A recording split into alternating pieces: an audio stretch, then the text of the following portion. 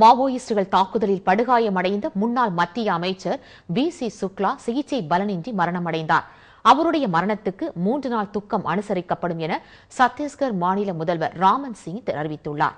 சத்தீஸ்கர் மாநிலம் தண்டேவடா வனப்பகுதியில் காங்கிரஸ் கட்சியினர் நடத்திய பிரச்சார பயணத்தின் போது மாவோயிஸ்டுகள் திடீர் தாக்குதல் நடத்தினர்.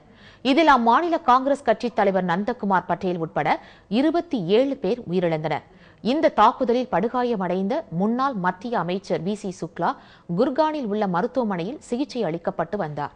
இந்நிலையில் சிகிச்சை பலனின்றி அவர் உயிரிழந்தார். அவருக்கு பிரதமர் மன்மோகன் சிங், குடியரசுத் தலைவர் பிரணாப் முகர்ஜி, காங்கிரஸ் கட்சி தலைவர் சோனியா காந்தி உள்ளிட்ட பலரும் அவருடைய மறைவுக்கு இரங்கல் தெரிவித்தனர். காங்கிரஸ் கட்சியின் முன்னணி தலைவர்களில் ஒருவரான சுக்லா மறைவையொட்டி சத்தீஸ்கரில் இன்று முதல் 3 நாட்களுக்கு துக்கம் அனுசரிக்கப்பட உள்ளது. இந்த அனைத்து நாட்களிலும் அரசு அலுவலகங்களில் தேசிய கொடி அரைக்கம்பத்தில் பறக்கவிடப்படும் என்று அம்மாநில முதல்வர் ராமன் சிங் அறிவித்துள்ளார்.